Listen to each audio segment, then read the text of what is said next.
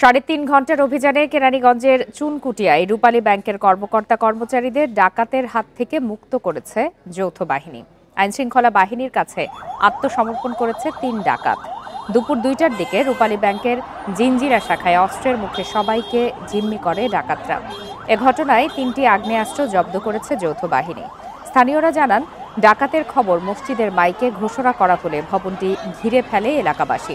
বাইরে থেকে ঝুলিয়ে দেয় তালা। এ সময় ব্যাংকে গ্রাহক সহ অন্তত ১৫ জন ছিলেন। এরপর সেনা, র্যাব ও পুলিশ সেখানে যায়। এ সময় ডাকাতদের সঙ্গে সমঝোতার চেষ্টা করা হয়, তবে তাতে রাজি হয়নি তারা। পরে অভিযান চালালে আত্মসমর্পণ করে ৩ ডাকাত। জিম্মিদের কেউই আহত হননি।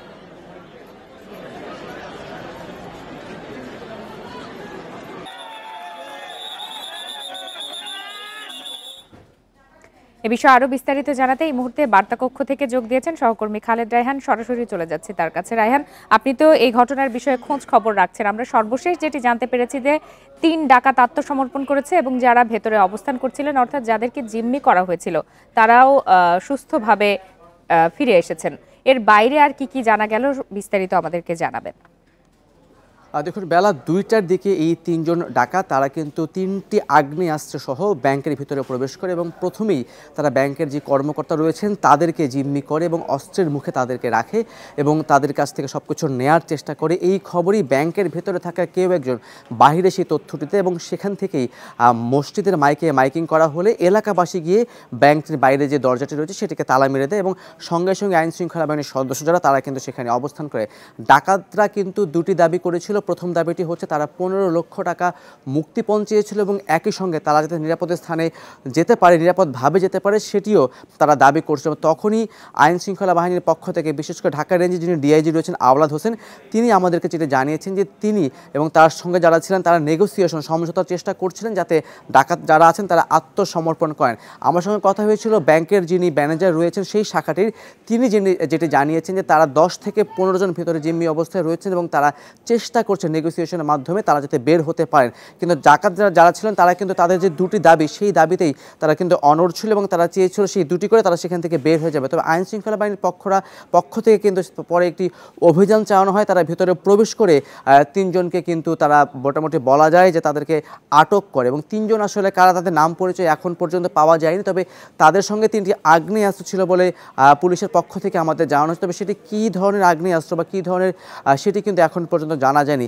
আপনি সে জানেন যে কিছুদিন আগে পুলিশের বেশ কিছু খোয়া যাওয়া অস্ত্র কিন্তু গেছে, সেটি থেকে কি ডাকাতিটা করেছে কিনা সেটি এখনও নিশ্চিত না। তবে পুলিশ যেটি বলছে তাদের প্রথম যে লক্ষ্যটি ছিল ভেতরে যারা আটকা পড়েছিলেন তাদেরকে সেখান থেকে আসলে নিরাপদে বের করে আনবে, সেটিতে তারা সক্ষম হয়েছে এবং ৩ জন যারা ভেতরে ছিলেন তাদেরকেও কিন্তু আটক করা গেছে। সেক্ষেত্রে তারা কি পূর্ব কোনো অপরাধী কিনা, তারা কি আগে এই ধরনের কোনো অপরাধ করেছিল কিনা, কোথা থেকে সে অস্ত্রগুলো পেল সেগুলো কিন্তু আসলে জানা যাবে। তবে তাদের পরিচয় কি সে নিয়েও কিন্তু পুলিশের পক্ষ থেকে এখন পর্যন্ত কোনো কিছু বলা হয়নি। তবে স্বস্তির খবর হলো কোনো একটু জানাবেন যে খুব বেশিক্ষণ হয়নি যে ভেতরে যারা জিম্মি ছিলেন তাদেরকে উদ্ধার করা হয়েছে। আপনার সাথে তো একজনের কথা হয়েছে, বাকি সবাই যারা ছিলেন তারা কি কেউ গণমাধ্যমের সাথে কথা বলছেন কিনা? দেখুন, আমরা যখন তাদের সঙ্গে কথা বলেছিলাম, ব্যাংকের যিনি ম্যানেজার শাখা প্রধান ছিলেন তিনি কিন্তু ভেতর থেকে আমার সঙ্গে মোবাইলে কথা হয়েছে। তিনি যেটি জানিয়েছেন যে তারা ব্যাংকের কর্মকর্তা সহ কর্মচারী সহ আটক হয়েছে। সেক্ষেত্রে তখন তিনি জানাতে পারেননি যে ভেতরে কি অন্য কোনো গ্রাহক উপস্থিত ছিল কিনা, কারণ যেহেতু সেই সময়টি খুবই ঝুঁকিপূর্ণ সময় ছিল। তবে এখন যারা ঘটনাস্থলে রয়েছে, বিশেষ করে আমার অন্য সহকর্মী যারা ঘটনাস্থলে রয়েছে তাদের সঙ্গে নিশ্চয়ই তারা কিন্তু যারা ভেতরে আটকা পড়েছেন তাদের সঙ্গে কথা বলেছে, তারা কীভাবে ভেতরে প্রবেশ করেন। বাইরে গার্ড থাকে, সে গার্ডের চোখে ফাঁকি দিয়ে কীভাবে অস্ত্র নিয়ে ভিতরে গেলেন, সে অস্ত্র কি ছোট অস্ত্র ছিল নাকি বড় অস্ত্র ছিল, আর সেগুলো হয়তো তখন জানা যাবে। তো পুলিশের পক্ষ থেকে এখন পর্যন্ত কোনো রকমের কোনো সংবাদ সম্মেলন করা হয়নি। তবে ঘটনা যখনই বাইরে আসে তখন থেকে কিন্তু সেখানে পুলিশ, র্যাব, সেনাবাহিনী, ফায়ার সার্ভিস সকলেই কিন্তু সেখানে উপস্থিত ছিল। একটি বিষয় যেটা আমি আগেও বলেছি যে এই অস্ত্রগুলো আসলে কি পুলিশের লুট হওয়া অস্ত্র নাকি অন্য কোনো অস্ত্র সেটিও ক্ষতি দেখতে হবে। একই সঙ্গে যারা আসলে সেখানে গেছে, আপনি নিশ্চয়ই জানেন যে এখনও প্রায় ১,০০০-এর মতো যারা জেল থেকে পালিয়েছেন ৫ আগস্টের আগে পরে সময়, তারা কিন্তু বাইরে রয়েছে। তাদের কেউ কিনা সেটি কিন্তু খোঁজ করা হচ্ছে। এবং কিন্তু প্রশ্ন হচ্ছে তারা সেখানে গেলেন এবং মাত্র 15 লাখ টাকা তারা কিন্তু মুক্তিপণ দাবি করেন সেখান থেকে বের হওয়ার জন্য। সেই বিষয়গুলো আসলে খতিয়ে দেখবার বিষয় যে শেষ পর্যন্ত কারা এটি করেছেন, ব্যাংকের কেউ এর মধ্যে জড়িত ছিল কিনা। যেহেতু জিম্মি অবস্থা থেকে ব্যাংকের গ্রাহকরা, ব্যাংকের যারা কর্মকর্তা কর্মচারী রয়েছেন তারা যেহেতু বের হয়ে এসেছেন, সেক্ষেত্রে পরবর্তী সময় এটা কারা করেছেন সেই বিষয়গুলো হয়তো ধীরে ধীরে বের হবে। তবে সব মিলিয়ে বা সবশেষে যেটি বলা যায় যে শেষ পর্যন্ত যেই 3 জন তাদেরকে কিন্তু নিরাপদেই বলা যায় যে তাদেরকে কোনো রকমের কোনো হতাহত ছাড়া তাদেরকে বের করা হয়েছে। তাদের সঙ্গে 3টা আগ্নেয়াস্ত্র ছিল, সেটি থেকে কেউ আহত হয়নি, সেটি স্বস্তির খবর। এখন তাদেরকে জিজ্ঞাসাবাদের জন্য যৌথ বাহিনী যেহেতু অভিযানে পরিচালনা করে সকল বাহিনী সমন্বয় করেছে, তাদেরকে সেখানে নিয়ে যাওয়া হয়েছে। তবে কোথায় নিয়ে যাওয়া হয়েছে, কোনো র্যাবের কোনো অফিসে নাকি পুলিশের কোনো থানায় নাকি কোনো আর্মি ক্যাম্পে, সেই বিষয়টি এখন পর্যন্ত নিশ্চিত করা হয়নি। ভেতরে যারা আছেন তারা আহত হননি, কোনো হতাহত নেই, এটি এখন পর্যন্ত নিশ্চিত। এলাকাবাসী ছুটে এসেছিল, সেটি এখন পর্যন্ত নিশ্চিত। সব মিলে বলা যায় যে কোনো হতাহত নেই। মোটামুটি 3 জনকে আটক করা হয়েছে এবং একই সঙ্গে যারা ভেতরে ছিলেন তারা সকলেই কিন্তু নিরাপদে রয়েছেন। এটি আসলে স্বস্তির খবর যে যারা ভেতরে জিম্মি ছিলেন তারা নিরাপদে আছেন। রায়হান, আমাদের সহকর্মী সেখানে ছিলেন সকাল থেকে এবং আরও একজন সেখানে যাচ্ছেন, তার সাথেও নিশ্চয়ই আপনার কথা হয়েছে। যেই 3 জনকে আটক করা হলো, ডাকাত যাদের সাথে আগ্নেয়াস্ত্র ছিল সেটিও আমরা জানতে পারছি, তাদের সম্পর্কে প্রাথমিকভাবে কোনো ধারণা কি পাওয়া যাচ্ছে কিনা, তাদের বয়স বা তাদের পেশা? বয়সের ক্ষেত্রে যদি বলি, আমরা যেই ফুটেজ দেখেছি বা যারা বের হয়ে এসেছেন তাদের সঙ্গে কথা বলে যতটুকু দেখেছি সবাই মোটামুটি মধ্যবয়সী, এটি কিন্তু বোঝা গেছে। এবং তারা কি আগের কোনো অপরাধী কিনা, চিহ্নিত কোনো অপরাধী কিনা, সেটি কিন্তু আসলে এখনই এই অবস্থাতে বোঝার উপায় খুবই কম। তবে যেটি বলা হচ্ছে, একটি বিষয় বলা হচ্ছে পুলিশের পক্ষ থেকেও, যেহেতু মাত্র 3 জন সেখানে প্রবেশ করছে, একটি ব্যাংক লুট করার জন্য 3 জনের কাছে অস্ত্র ছিল। এখানে একটি বিষয় হচ্ছে সেই 3 জনই কি ভেতরে ছিল কিনা বা প্রবেশের সময় কি অন্য কেউ ভেতরে ছিল কিনা, এটি কিন্তু এখনও সেই প্রশ্ন কিন্তু এখনও সামনে রয়েই যায়। কারণ অন্য কেউ যদি ভিতরে থাকতো তাহলে তারা কোথায় গিয়ে তারা বের হয়ে আসছে কিনা, যেহেতু কোনো গ্রাহক ভিতরে উপস্থিত ছিল কিনা, সেই বিষয়ে এখন পর্যন্ত সুনির্দিষ্ট কোনো তথ্য আমাদের কাছে নেই।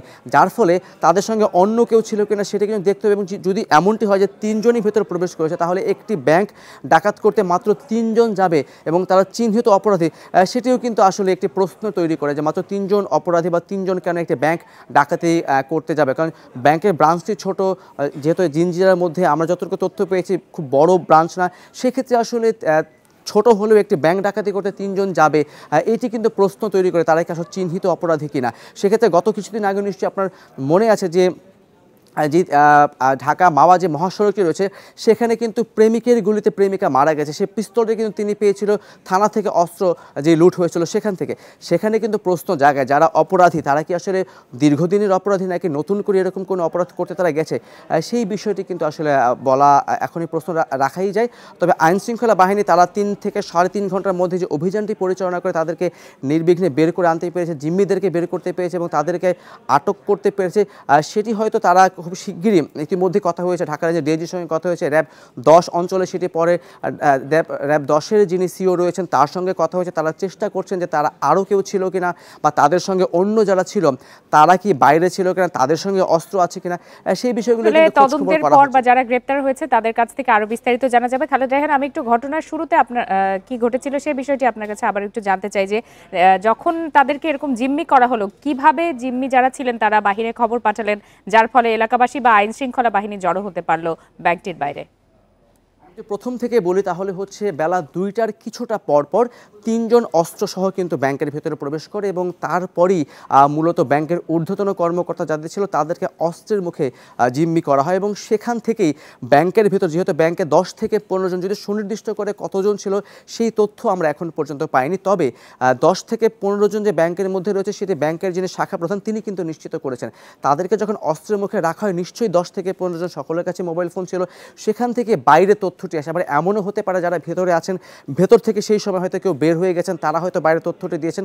সঙ্গে সঙ্গে কিন্তু মাইকিং করা হয়, পাশেই মসজিদ ছিল, সেই মসজিদ থেকে যখন মাইকিং করা হয় সেই মাইকিং শুনেই কিন্তু এলাকাবাসী যারা আছেন তারা কিন্তু পুরো ব্যাংকের চারপাশে তারা কিন্তু প্রথমে ঘিরে ফেলে এবং যেই ব্যাংকের নিচে যেই ফটকটি রয়েছে সেখানে তারা তালা মেরে দেয়। তারপরে আইন শৃঙ্খলা বাহিনীকে জানানো হয়, সেনাবাহিনী, পুলিশ এবং র্যাব সদস্য প্রত্যেকেই কিন্তু সেখানে উপস্থিত হয়। যেহেতু তারা খবর পেয়েছে ভেতরে অস্ত্রশস্ত্র রয়েছে, সেই হিসাবটি করে তারা কিন্তু সেটিকে মাথায় রেখে বলা যায় যে অনেকটা তারা অভিযান পরিচালনা করতে কিছুটা সময় নিয়েছে। তারা তাদের সঙ্গে কথা বলতে চেষ্টা করেছে, কিন্তু ভেতর থেকে দুটি দাবি করার কারণে কিন্তু তারা কিছুটা সময় নিচ্ছিল এবং সবশেষ 5:30টার দিকে 5:30 থেকে 6:45টার মধ্যেই কিন্তু তারা আত্মসমর্পণ করে এবং তাদেরকে আটক করা হয়।